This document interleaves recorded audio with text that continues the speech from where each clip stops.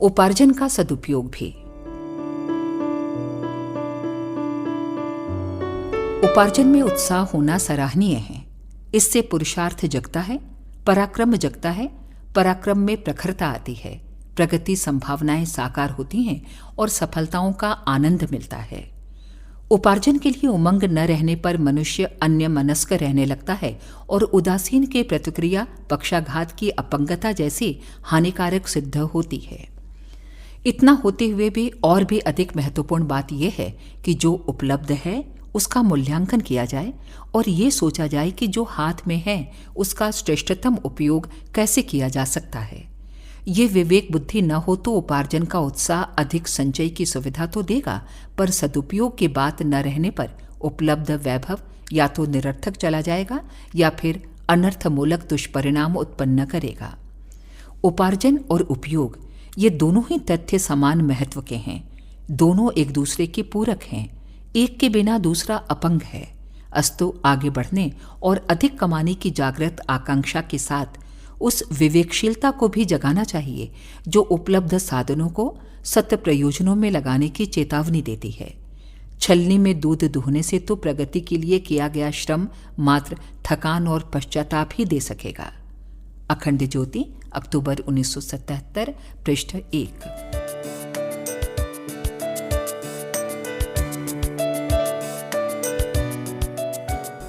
तनाव और उससे छुटकारा। मनुष्य को जागरूक रहना चाहिए और सुखद संभावनाओं की आशा लगाने की तरह दुखद दुर्घटनाओं एवं प्रतिकूलताओं को भी ध्यान में रखना चाहिए। सजग रहने भर से ढेरों कठिनाइयों से बचा जा सकता है। सजगता का होना उत्तम है, पर उसी अकेले के बल पर मनोबल बनाए नहीं रखा जा सकता।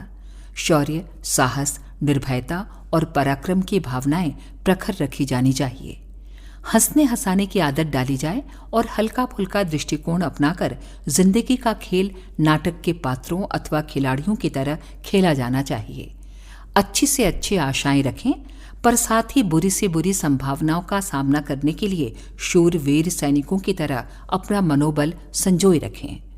श्रम संतुलन और आहार विहार की सुव्यवस्था बनाए रहकर शारीरिक तनाव से बचा जा सकता है। मानसिक श्रम को अदलते बदलते रहा जाए और प्रस्तुत काम में दिलचस्पी रखने तथा उसे सुव्यवस्थित बनाने का कला कौशल प्रस्तुत करने की प्रवृत्ति रखने से मानसिक तनावों से बचा जा सकता है।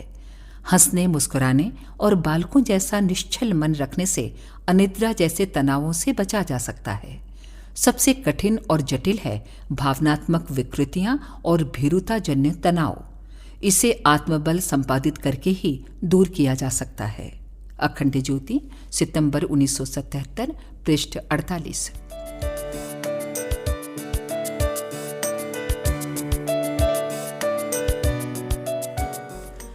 दिशा निर्धारण मनुष्य का अपना निर्णय।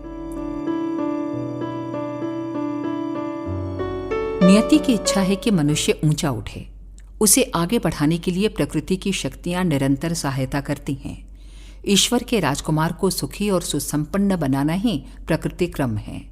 उसे इसीलिए रचा और इसीलिए खड़ा किया गया है। इतने पर भी यह अधिकार मनुष्य के हाथों ही सुरक्षित रखा गया है कि वो प्रगति किस दिशा में करे। इसमें किसी दूसरे को हस्तक्षेप करने का अवसर नहीं दिया जाता। ईश्वर विश्व नियंता है। उसका पुत्र सौभाग्य निर्माता तो होना ही चाहिए। प्रकृति उसकी सहायता भर करती है। अंतःकरण की आकांक्षा का चयन ही मनुष्य का प्रथम पुरुषार्थ है। इसका चुनाव और निर्धारण उसे स्वयं ही करना पड़ता है। ये दिशा निर्धारण होते ही आत्मसत्ता उसकी पूर्ति के लिए जुट जाती है। मन तंत्र अपने विचार शक्ति को और शरीर तंत्र अपनी क्रिया शक्ति को इसी आदेश के पालन में जुटा देता है। संपर्क क्षेत्र से वैसा ही सहयोग मिलता है और परिस्थितियां अभीष्ट मनोरथ की पूर्ति के लिए अनुकूलता उत्पन्न करने लगती हैं। मनुष्य आगे बढ़ता है, उसके निर्धारण और पुरुषार्थ को इस विश्व में चुनौती दे सकने वाला दूसरा कोई है भी तो नहीं। पतन अभीष्ट है या उत्कर्ष, असुरता प्रिय है या देवत्व, क्षुद्रता चाहिए या महानता, ये निर्णय मनुष्य स्वयं करता है। अखंड ज्योति, सितंबर 1977, पृष्ठ 1।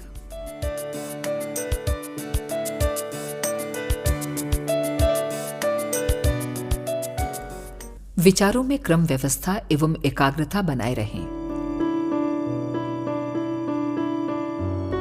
मन का बिखराव पतन और पीड़ा का कारण बनता है। प्रमाद और पाप बिखरे मन में ही पनपते हैं। मन का उपजाऊपन इतना अधिक होता है कि वो कोई ना कोई परिणाम उत्पन्न करता रहता है। इसका परिणाम सीधे शरीर एवं व्यक्तित्व पर पड़ता है। अनियंत्रित मन प्रयोग रूप में अनेक आकांक्षाएं बनाता बिगाड़ता रहता है। पहलवान बनने, नेता बन जाने, प्रतिष्ठा पाने, धनी होने, भोग भोगने, विद्वान होने आदि की तरह तरह की कल्पनाएं, आकांक्षाएं उसमें उठती मिटती रहती हैं। ये कल्पनाएं, आकांक्षाएं सुव्यवस्थित हों, स्थिर हों तो कोई बात भी बने। औरों की जीवन की प्रतिक्रिया स्वरूप होने से ये अस्थिर, अव्यवस्थित होती हैं। उनके क्रम निर्धारण और उन्हें योजनाबद्ध रूप देने के लिए तो गंभीरता की आवश्यकता होती है। अनियंत्रित मन में ऐसी समस्त आकांक्षाएं लालच भरे सपने बनकर रह जाती हैं। अभीष्ट प्रगति के लिए अपनी समस्त आकांक्षाओं को परस्पर पूरक बनाना आवश्यक होता है। उनमें परस्पर पूरकता लाने पर ही वे शक्ति का आधार बन सकती हैं। परस्पर विरोधी इच्छाएं व्यक्ति को कहीं का नहीं रहने देती। मन को साधने की आवश्यकता सर्वोपरि है। सधा हुआ मन रुचिपूर्वक लक्ष्य पूर्ति में लगा रहता है तो कठिनाइयां सरल होती जाती हैं और मनुष्य अभीष्ट सफलता प्राप्त कर लेता है। अखंड ज्योति, जुलाई 1977, पृष्ठ 47।